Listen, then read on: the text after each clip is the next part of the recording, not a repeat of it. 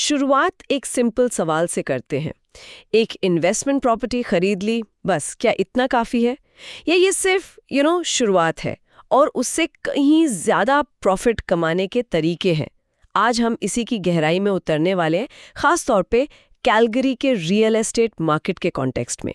हमारे पास the couple estates का एक वैल्यू एड इन्वेस्टर गाइड है और इसका मिशन देखो बिल्कुल साफ है, ये समझाना कि प्रॉपर्टी में छोटे बड़े इंप्रूवमेंट्स करके उसकी रेंटल इनकम और ओवरऑल वैल्यू को एक्सप्लोड कैसे किया जा सकता है।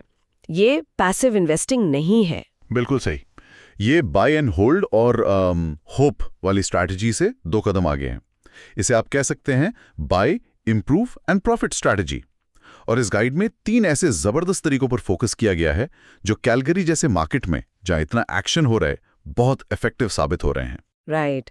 तो चलिए इसकी एक एक परत खोजते हैं और देखते हैं कि ये वैल्यू एड स्ट्रेटजीज आखिर हैं क्या और इनमें ऐसा क्या खास है। ओके, तो गाइड में जो सबसे पहली स्ट्रैटेजी है वो मुझे सबसे पावरफुल लगी।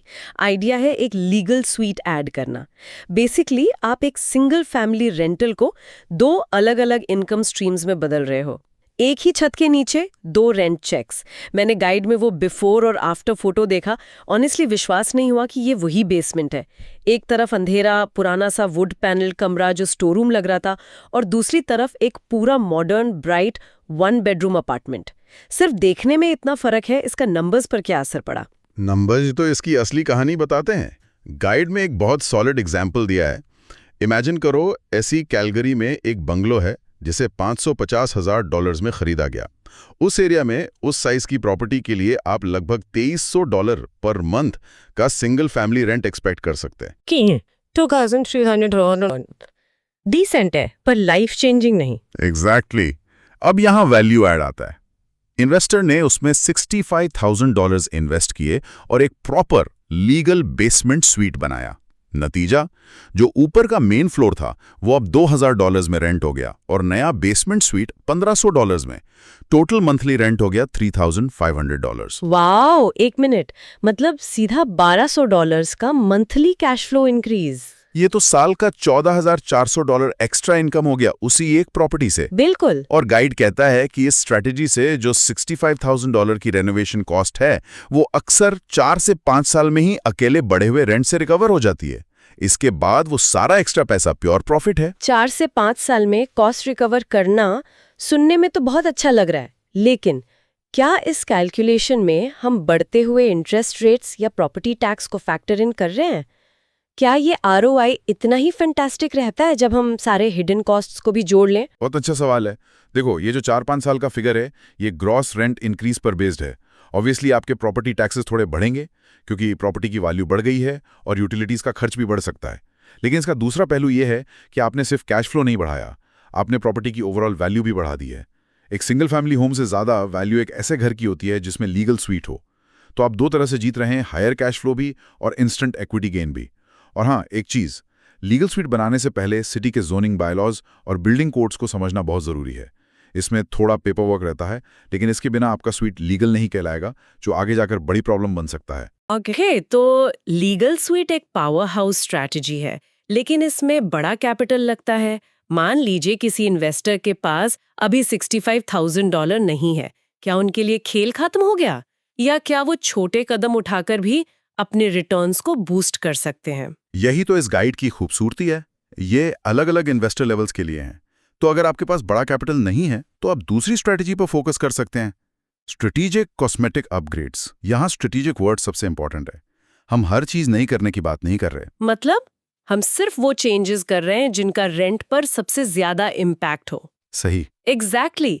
गाइड कहता है कि क्वार्ट्ज काउंटर टॉप्स, पुराने अप्लायंसेस को स्टेनलेस स्टील से रिप्लेस करना और LVP फ्लोरिंग जैसे अपग्रेड से न सिर्फ आपको हायर रेंट मिलता है, बल्कि आप बेटर क्वालिटी के टेनेंट्स को अट्रैक्ट करते हैं। ये LVP क्या चीज है? मैंने ये टर्म काफी सुना है। LVP का मतलब है लग्जरी वाइनल प्लैंक। ये आजकल बहुत पॉपुलर है। ये दिखता बिल्कुल हाई एंड लकड़ी जैसा है, लेकिन है वाइनल।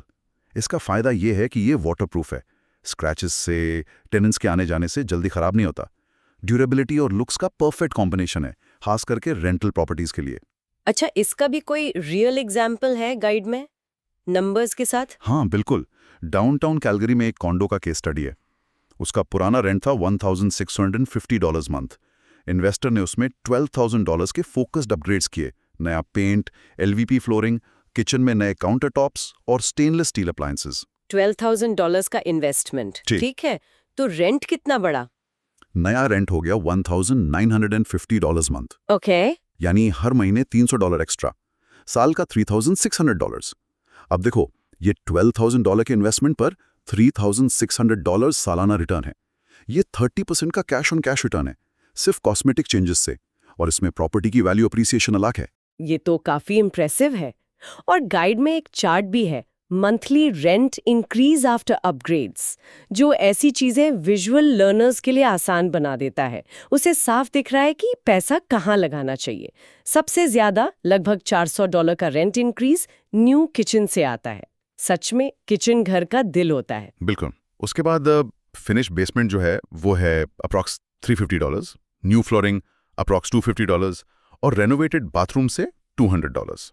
और सबसे इंटरेस्टिंग बात, लैंडस्केपिंग का इम्पैक्ट सबसे कम है, सिर्फ $100। ये डेटा इन्वेस्टर को इमोशनल डिसीजन से बचाता है। हो सकता है आपको अपने घर के बाहर खूबसूरत फूल पसंद हो, लेकिन अगर आप प्योर इन्वेस्टमेंट की नज़र से देख रहे हैं तो नंबर्स कहते हैं कि किचन या बाथरूम में पैसा लगाना ज़्यादा प्रॉफिटेबल है। और आपने टेनेंट क्वालिटी की बात की थी, ये भी एक फैक्टर है ना? ये बहुत बड़ा फैक्टर है। मुझे एक इन्वेस्टर का किस्सा याद है। उसने सस्ते अप्लायंसेस लगाकर थोड़ा पैसा बचाया।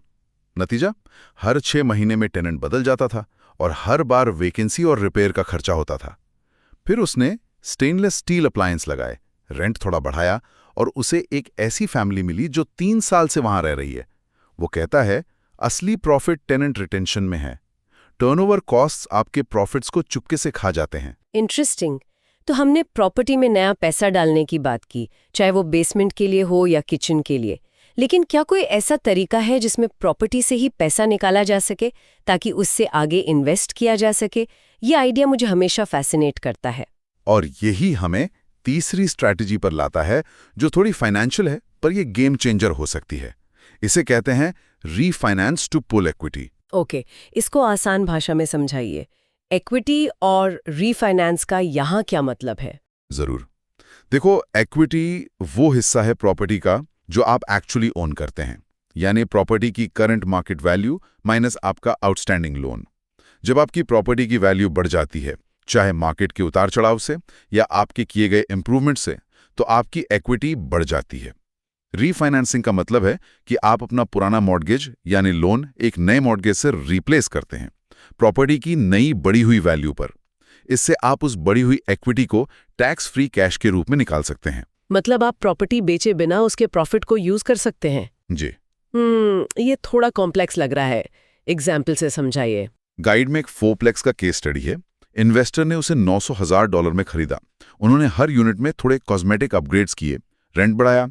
कुछ समय बाद एक अप्रेजर ने उसकी नई वैल्यू आंकी $1.05 मिलियन। यानी सीधा $1,50,000 का वैल्यू इंक्रीज। करेक्ट। इसे फोर्स्ड अप्रिसिएशन कहते हैं, क्योंकि ये इन्वेस्टर के एक्शन से हुई है। अब इन्वेस्टर ने इस नई वैल्यू यानी 1.05M पर बैंक से रीफाइनेंस करवाया, 75% लोन टू वैल्यू पर। इससे उन्हें $1,12,500 कैश में मिल गए। ये पैसा उन्होंने एक और कैश फ्लोइंग प्रॉपर्टी खरीदने के लिए डाउन पेमेंट में यूज किया। ये सुनने में तो बहुत अच्छा लगता है कि $1,12,500 कैश मिल गए, लेकिन इसका दूसरा पहलू ये भी है कि प्रॉपर्टी पर लोन बढ़ गया। तो क्या इसमें ओवर लेवरेजिंग का रिस्क नहीं है? अगर रेंटल मार्केट थोड़ा सा भी नीचे गया तो बढ़ा हुआ मॉर्गेज पेमेंट एक बोझ बन सकता है। एब्सोल्युटली। ये इस स्ट्रैटेजी का सबसे बड़ा रिस्क है और इस पर ध्यान देना बहुत जरूरी है। आप तभी रीफाइनेंस करें जब आपके नंबर्स स्ट्रांग हों, यानी प्रॉपर्टी का रेंट इतना होना चाहिए कि वो नए बढ़े हुए मॉर्गेज को आराम से कवर कर लें और उसके बाद भी पॉजिटिव कैश फ्लो दे। इस 4प्लेक्स के केस में क्योंकि रेनोवेशंस के बाद रेंट्स भी बढ़ गए थे, बढ़ा हुआ मॉर्गेज आराम से कवर हो रहा था। इस स्ट्रैटेजी को BRRR, buy rehab rent refinance repeat भी कहते हैं, और ये तभी काम करती है जब हर स्टेप एहतियात से प्लान किया गया हो। लेवरेज एक दो-धारी तलवार है, उसे समझदारी से इस्तेमाल करना जरूरी है। का है बिना नए पैसे अपनी जेब से डाले। काफी पावरफुल कॉन्सेप्ट है। अब एक बड़ा सवाल ये है कि ये सारी स्ट्रैटेजीज, लीगल स्वीट बनाना, कॉस्मेटिक अपग्रेड्स करना, रीफाइनेंस करना, खास तौर पर कैलगरी में इतनी इफेक्टिव क्यों है? हर शहर का मार्केट अलग होता है। गाइड में इसके 3 मुख्य कारण बताए गए हैं और जब आप इन तीनों को एक साथ देखते हैं तो पूरी पिक्चर साफ हो जाती है। पहला, अफोर्डेबल प्राइसेस। दूसरा, स्टेडी एप्रिसिएशन, यानी प्रॉपर्टी के दाम लगातार बढ़ रहे हैं। और तीसरा, स्ट्रॉन्ग रेंटल डिमांड।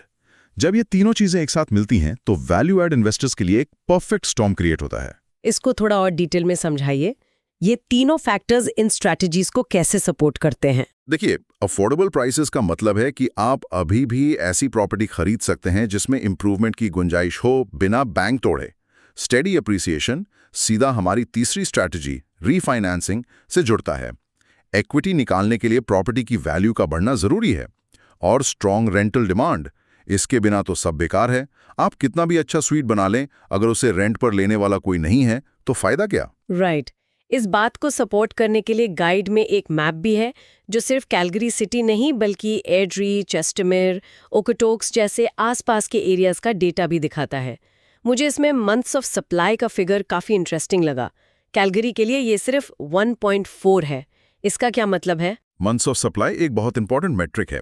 इसका मतलब है कि अगर आज मार्केट में कोई नई प्रॉपर्टी लिस्ट ना हो तो करंट स्पीड से सारी अवेलेबल प्रॉपर्टीज कितने महीनों में बिक जाएंगी। 1.4 का फिगर ये बताता है कि डिमांड सप्लाई से कहीं ज्यादा है। ये एक स्ट्रॉन्ग सेलर्स मार्केट है। और ये हमारी स्ट्रैटेजी से कैसे जुड़ता है? ये सीधा हमारी दूसरी स्ट्रैटेजी कॉस्मेटिक अपग्रेड से जुड़ता है।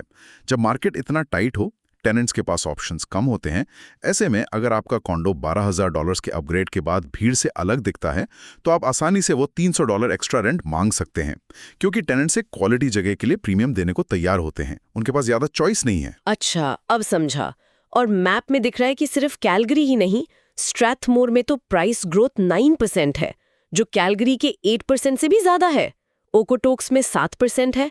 ये नंबर्स तो पूरे रीजन में काफी स्ट्रांग है। एग्जैक्टली। और एड्रियो चेस्टमेर में भी 6% प्राइस ग्रोथ है। ये मैप दिखाता है कि इन्वेस्टमेंट पोटेंशियल सिर्फ सिटी सेंटर तक सीमित नहीं है। अगर किसी इन्वेस्टर को कैलगरी शेयर महंगा लग रहा है तो वो इन आसपास के एरियाज में भी same value add strategies apply करके अपॉर्चुनिटीज ढूंढ सकता है। ये इन्वेस्टर को एक ब्रॉडर पर्सपेक्टिव देता है और उनके ऑप्शंस बढ़ाता है। तो इस पूरी चर्चा को समेटते हैं, जो सबसे बड़ा टेक अवे मुझे मिल रहा है वो ये है कि रियल एस्टेट इन्वेस्टमेंट सिर्फ प्रॉपर्टी खरीदकर उसके दाम बढ़ने का इंतजार करना नहीं है। ये एक पैसिव एक्टिविटी नहीं हो सकती। बिल्कुल नहीं, ये एक एक्टिव प्रोसेस है। गाइड का असली मैसेज ये है कि आप ड्राइवर सीट में हैं। आप स्ट्रेटेजिक इंप्रूवमेंट से, स्मार्ट फाइनेंसिंग से और मार्केट की सही समझ से अपने रिटर्न्स को कंट्रोल और एक्सेलरेट कर सकते हैं। हर प्रॉपर्टी एक अनोखा कैनवस है जिस पर आप वैल्यू ऐड कर सकते हैं। तो ये 3 स्ट्रैटेजीज अलग अलग नहीं हैं, बल्कि एक साइकिल है। आपने बिल्कुल सही पकड़ा। असल में यही इस पूरी चर्चा का सबसे इंपॉर्टेंट इंसाइट है। ये 3 स्ट्रैटेजीज एक सेल्फ फंडिंग इंजन बन सकती हैं। सोचिए, आप कॉस्मेटिक अपग्रेड करके रेंट बढ़ाते हैं, स्ट्रैटेजी 2, जिससे प्रॉपर्टी की वैल्यू बढ़ती है। फिर आप उस बढ़ी हुई वैल्यू पर रीफाइनेंस करके पैसा निकालते हैं, स्ट्रैटेजी 3, और उस पैसे से दूसरी प्रॉपर्टी में डाउन पेमेंट करके एक लीगल स्वीट बनाते हैं, स्ट्रैटेजी 1। एक प्रॉपर्टी का कैश फ्लो दूसरी को फंड करता है। असली इंसाइट ये नहीं है कि ये स्ट्रैटेजीज काम करती हैं, बल्कि ये है कि इनको एक साथ इस्तेमाल करके आप अपने पोर्टफोलियो को कितनी तेजी से स्केल कर सकते हैं। कमाल है, ये तो पूरा गेम ही बदल देता है। तो आज की चर्चा से एक आखिरी प्रोवोकेटिव सोच। हमने फिजिकल अपग्रेड्स की बात की, किचन, बेसमेंट, फ्लोरिंग, लेकिन क्या कोई नॉन फिजिकल या सॉफ्ट वैल्यू ऐड भी हो सकता है? ये एक बहुत ही दिलचस्प सवाल है और शायद रियल एस्टेट इन्वेस्टिंग का फ्यूचर इसी में है। सोच कर देखिए, क्या एक प्रॉपर्टी को पेट फ्रेंडली मार्केट करने से आप एक बड़े टेनेंट कूल को अट्रैक्ट कर सकते हैं जो शायद थोड़ा एक्स्ट्रा रेंट देने को तैयार हो, या उसे work from home ready, high speed internet और एक डेडिकेटेड वर्कस्पेस के साथ प्रेजेंट करने से? इसमें ज्यादा खर्च नहीं है, ये सिर्फ पोजिशनिंग और मार्केटिंग है। या टेनेंट एक्सपीरियंस को बेहतर बनाना? एग्जैक्टली। क्या टेनेंट एक्सपीरियंस को इम्प्रूव करना, जैसे fast maintenance response, online rent payment options देना या एक छोटा सा वेलकम बास्केट देना, भी एक वैल्यू एड स्ट्रैटेजी है। ये चीजें टेनेंट को लंबे समय तक रोक कर रखती हैं, आपका टर्नओवर कॉस्ट कम करती हैं और आपकी प्रॉपर्टी की रेपुटेशन बनाती हैं। ये ऐसे आइडियाज हैं जिन पर आगे सोचा जा सकता है। वैल्यू हमेशा ईंट और पत्थर से नहीं बनती, कभी कभी वो सर्विस और एक्सपीरियंस से भी बनती है।